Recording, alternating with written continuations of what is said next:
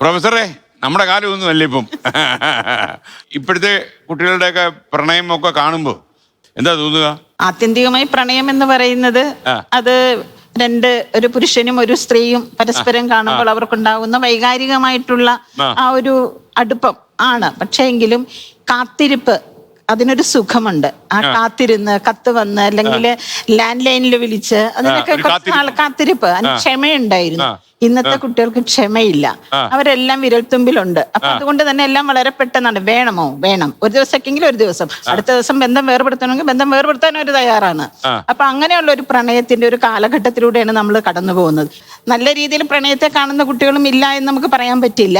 പക്ഷെ പണ്ട് ഇപ്പൊ എന്റെയൊക്കെ ആ ഒരു കാലഘട്ടം എന്ന് പറഞ്ഞാല് പ്രണയിക്കുന്നത് ഒരു തെറ്റാണ് എന്ന് ചിന്തിച്ചിരുന്ന ഒരു കാലഘട്ടമാണ്. അങ്ങനെയുള്ള പ്രണയിക്കുക അല്ലെങ്കിൽ പ്രേമിച്ച് വിവാഹം കഴിക്കാന്ന് വെച്ചാൽ മോശം കുട്ടികളുടെ സ്വഭാവം.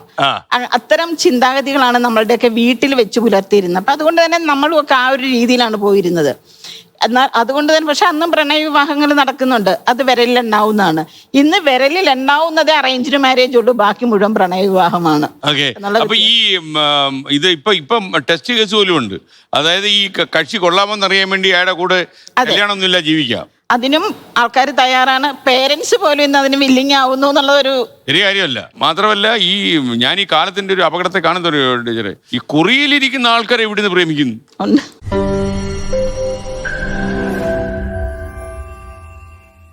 ലോകത്തെവിടെയായാലും ഏത് സമയത്തും 24 വാർത്തകളും ഓഗ്മെന്റഡ് റിയാലിറ്റി പാക്കേജുകളും എക്സ്പ്ലെയിനറുകളും വിശദമായി കാണാൻ ഞങ്ങളുടെ യൂട്യൂബ് ചാനൽ നിങ്ങൾക്ക് സബ്സ്ക്രൈബ് ചെയ്യാം.